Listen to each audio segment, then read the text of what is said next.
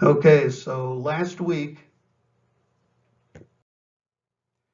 we started looking at the interpretation of the dream. And we went through the gold, the silver, the bronze, and the iron. Babylonia, Media Persia, Greece, and Rome.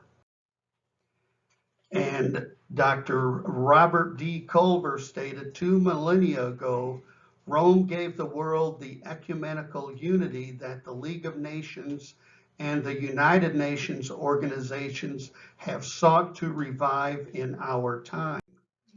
But are the revivals of the ancient Roman ideal that never since the time of Augustus Caesar has been wholly lost? It is probable that the Pax Romana, the Roman peace, the peace of a well-ordered prison with plenty of iron gates, steel doors, trained guards, and high walls, is still the best the world will ever achieve till Jesus comes. So, what's next after Rome? Well, it's the iron and clay mixed.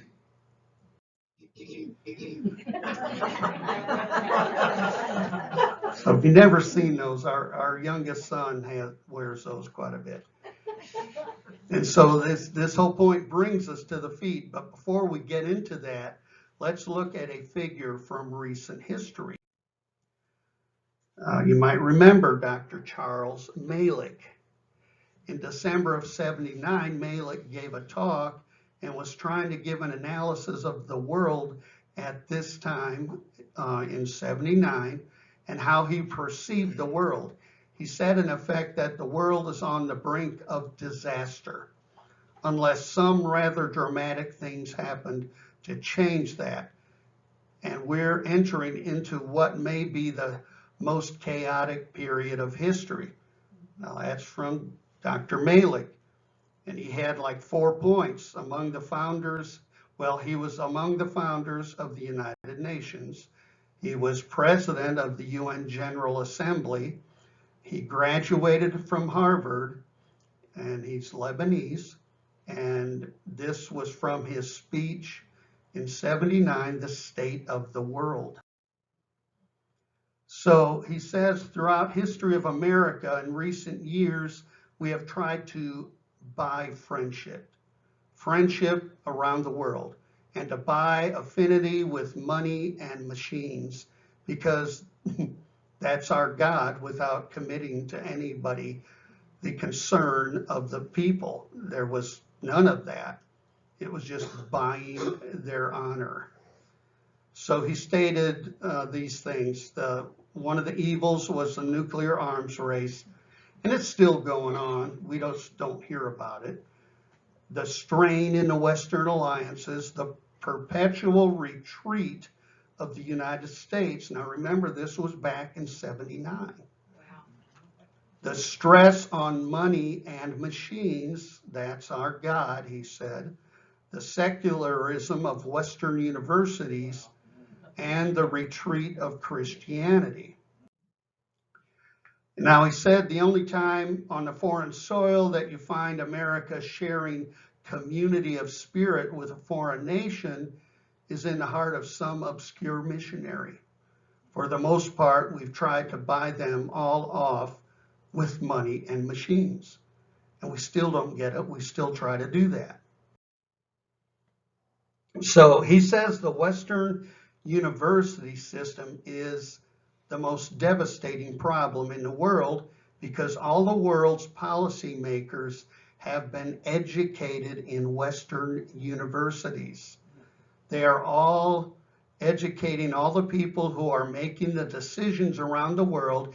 And he says the university system is, and this is his list, it is humanistic, Freudian, naturalistic, secularistic, atheistic, cynical, and he went on with some more. So, yeah, it's something that is very eye-opening. And he stated this naturalistic, humanistic, secularistic kind of education knows nothing about absolute. It knows nothing about the affirmation of God or of a divine standard or of truth, and it knows nothing of committing to truth. It's gone. It doesn't exist. So he gave an example. He states that's why when a man rises on the political scene like the Ayatollah Khomeini, nobody understands him in the Western world because nobody understands what it is to be committed to absolutes. And whether you agree with Islam or not, it's a series of absolute truths. That's their whole way of working. He is extremely intelligent, Malik said, and he is absolutely committed to what his authority says. And his authority is the Quran. Now, part of our problem, we've held up people like Friedrich Nietzsche. There are no eternal facts, as there are no absolute truths. He said absolutely. You look at stuff like this, and that's the confusion about it. So he is an absolutist trying to negotiate with a bunch of relativists. That's why we can't negotiate with Iran. It doesn't work. And all we can conclude is that anybody who would hold to that kind of stuff is crazy because we have been educated in a relativistic world. And he said, tragically, from his perspective, in the midst of all of this, I have to say also that one of the greatest problems facing the world is the retreat of Christianity. Retreat, an act of moving back or withdrawing. He said in the midst of an atheistic revival and an Islamic revival, Christianity is retreating. We are retreating before communism, he said. We are retreating before atheism, retreating before rationalism. Even our seminaries and our universities and our churches are pumping out Freudian rationalistic humanism. Now, he saw this back in '79. So this is still the guy that was the head of the nations? Yeah, he was the head of the UN at this time. And Malik was saying that Christian heritage as we know it in the Western world plays no part in politics of the Western world. And we know that as a Bible-believing church, that yes, that's the truth. Now, after all of that analysis and talking about the death of the Western civilization, this is what he said, and it's really kind of weird when you think about it, but with what we've been studying, it fits. He said that he was a Christian. He's an Armenian Christian. And he affirmed that he believed in Jesus Christ as Savior. And then he said this: the only hope for the Western world lies in an alliance between the Roman Catholic Church, which is the most commonly influenced control of unifying elements in Europe, and first of all, the Eastern Orthodox Church. So he was looking for a reunification of, quote, the Holy Roman Empire. He said Rome must unite with Eastern Orthodoxy because the Eastern Orthodox Church controls Western Middle East. It controls the east end of the Mediterranean. And if they don't solidify that control, Islam will march across Europe, which it did. So then he said this: further, the only hope that the Western world lies then in a united Europe under the control of the Pope, and then all Protestant Christians around the globe must come into submission to the Pope so that we have one unified Christian world. And he claimed to be a Christian? Yeah, and he claims to be a Christian. I think it's called Chrislam. Well, it's kind of that idea of unifying all of it. And he died before this happened, but in 2009, the United Nations already divided up the world in 10 regions. 10 toes. Yeah, 10 toes. So as Christians, we knew this was coming. And I don't think I'd hear it from somebody who claims to be a Christian. The whole world of Christianity, all of Europe, unified under the Pope. And that's why nowadays you always see that these world government summits going on. And there is a large block of so-called Christians who support that. So a unified Europe led by the Pope, embracing everything from Great Britain east to the east coast of the Mediterranean. Do you know who all of that area belonged to at one time in history? Well, it belonged to Rome. And do you know that Daniel says in Daniel chapter 2? Well, here he says, and as you saw the feet and toes, partly of potter's clay and partly of iron, it shall be a divided kingdom. Kind of looks like the Eastern Orthodox and the Western Roman. But some of the firmness of iron shall be in it, just as you saw iron mixed with the soft clay. And as the toes of the feet were partly iron and partly clay, so the kingdom shall be partly strong and partly brittle. As you saw the iron mixed with soft clay, so they will mix with one another in marriage, but they will not hold together, just as iron does not mix with clay. Now you can make a lot of inferences off of that. So, question 1, was the Roman Empire previously divided? Yes. Well, yes it was. Western Rome and Eastern Rome. But there shall be in the strength of the iron, for as you saw the iron mixed with miry clay. So it'll be a strong empire. And now this split in the past occurred around 395 AD under Theodosius. So the iron is quite clearly the well-organized imperial rule that allowed Rome to dominate the world. And it's centered around the power of the emperor. But we need to remember that the Roman Empire, though invaded several times, the power and focus shifted over time. Popes actually assumed the imperial role of the emperors. And that's why after, people claim that Rome fell, well, it really didn't. Holy Roman Empire continued on. And at times, they spread, they decreased, they fought the Islamic invasion back then too. So clay here is a word that has to be understood as baked clay, such as used in tiles, as the Babylonians used it. It would be brittle. Iron and clay do not adhere together.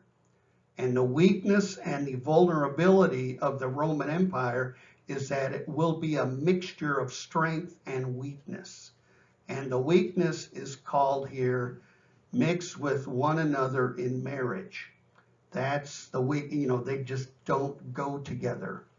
And even as we studied in Revelation, the Antichrist and the false religious leader, they really didn't mix at all. I mean, towards the end of the tribulation, the Antichrist just does away with him, gets rid of him. So the kingdom is a composite of firm and brittle. J. Vernon McGee states that the clay represents the masses of people that compose the different nations of the 10 toes. That's what he explained it, and it could be that. Karl Marx stated, democracy is the road to socialism.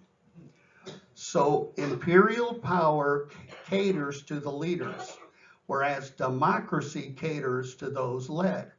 It is impossible to have both work effectively at the same time. Therefore, this may be what is in view with the unmixable iron and clay. The clay may refer to some form of government that gives more rule to the people, perhaps democracy and or socialism, just like Hitler tried. He called it democratic socialism. It's an oxymoron. So rule by the people, or democracy, is ruled by clay. Thus, it should be no surprise that many students of this passage have seen some combination of imperial, dictatorial rule, and democracy in the final stage of the Fourth Roman Empire. In reality, in this world, those things don't mix. And people forget too, back in the ancient Roman Empire, they had what was called the Senate. And they didn't mix very well with the emperor. So usually one or the other, they offed each other all through history. So in verse 41, it says that it was strong as iron, or you could say tough or firm or rigid. All of these apply. The Roman government was strongly organized, solidly organized. Its armies were well trained, well drilled, and well disciplined.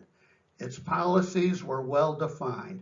In fact, they were so well defined and so well carried out that they could pull off what is known in history as the Pax Romana, which was really, as we saw earlier, was no real peace at all. But they had a great measure of peace in all of their empire. But there was a weakness.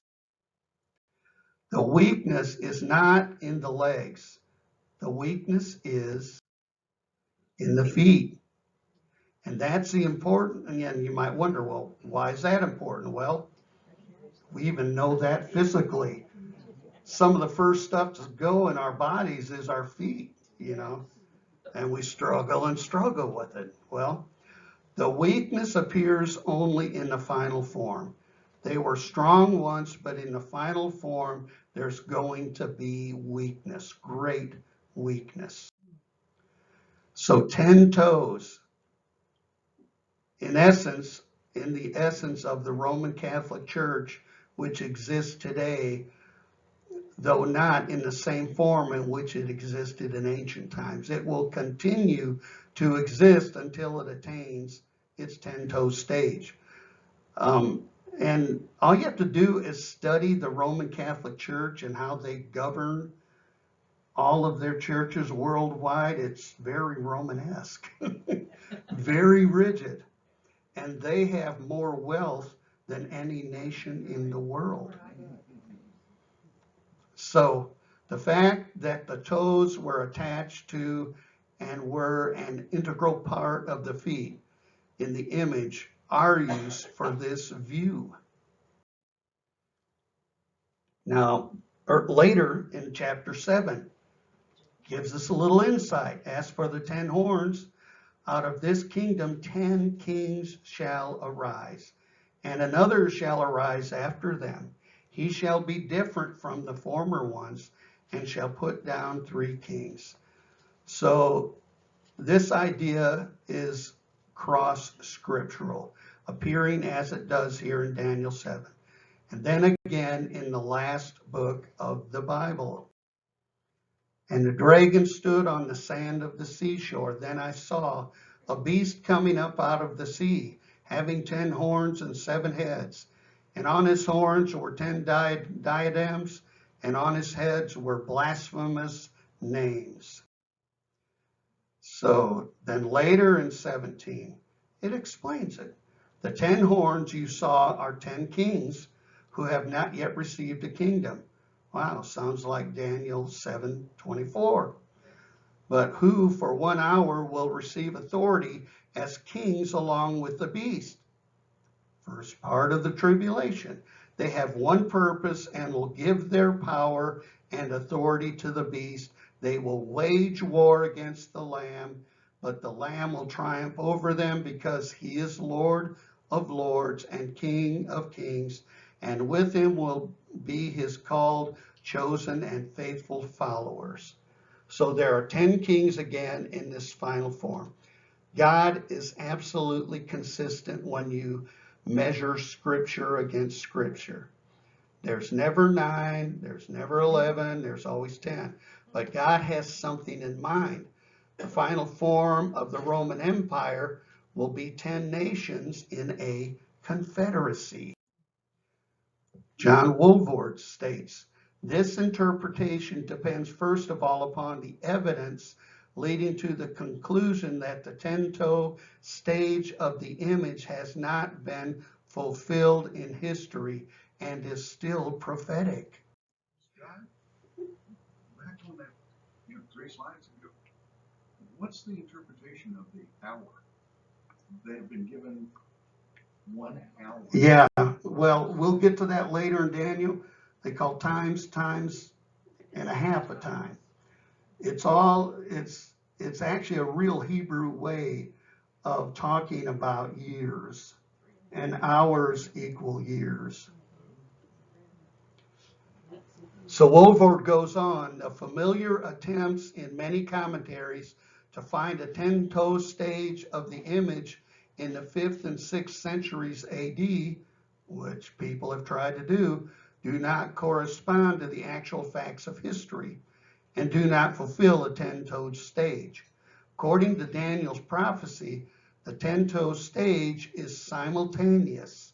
That is, the kingdoms existed side by side and were destroyed by one sudden catastrophic blow. And the key is nothing like this has yet occurred in history, and you can't find it anywhere in history.